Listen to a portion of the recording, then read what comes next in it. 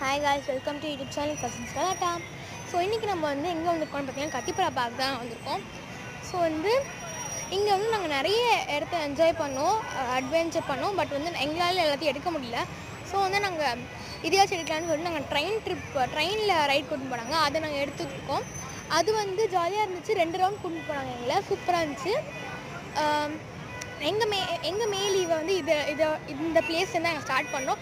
உங்களோட மே லீவ் எங்கே ஸ்டார்ட் பண்ணீங்கன்னு சொல்லிட்டு நீங்கள் கமெண்ட் பண்ணுங்கள்.